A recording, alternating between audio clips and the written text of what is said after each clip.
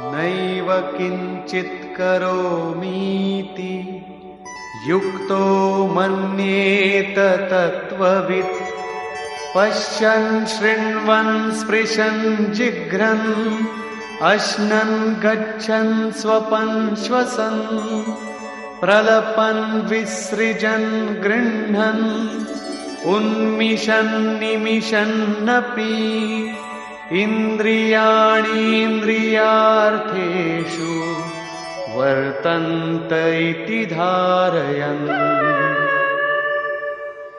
పరమతత్వమైన పరమాత్ముణ్ణి సాక్షాత్కార సహితంగా తెలుసుకున్న యోగయుక్తుడైన పురుషుని ఈ మనఃస్థితి అంటే అనుభూతి ఏమిటంటే, నేను కించిన్మాత్రం కూడా ఏమీ చెయ్యను అని. ఇది అతని కల్పన కాదు, కాని ఈ స్థితిని అతను కర్మ చేసే పొందాడు. ఎలాగంటే యుక్తో మన్యేత. ఇప్పుడు పరమస్థితిని పొందిన పిదప అతను అన్నీ వింటూ కూడా త్యాగం చేస్తూ, గ్రహిస్తూ, కళ్లను తెరుస్తూ మూస్తూ కూడా ఇంద్రియాలు తమ తమ పరిధుల్లో వ్యవహరిస్తున్నాయి అనే ధారణ గలవాడై ఉంటాడు. పరమాత్ముణ్ణి మించి ఏమీ లేదు.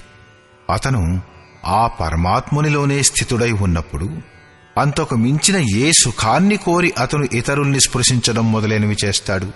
ఏదైనా ఇంకో శ్రేష్టమైన వస్తువంటూ మిగిలితే అతనికి ఆసక్తి తప్పకుండా ఉంటుంది. కాని ఆ స్థితిని పొందిన పిదప ఇప్పుడింకా ఎక్కడికి వెడతాడు? మరి వెనుక ఏం త్యజిస్తాడు?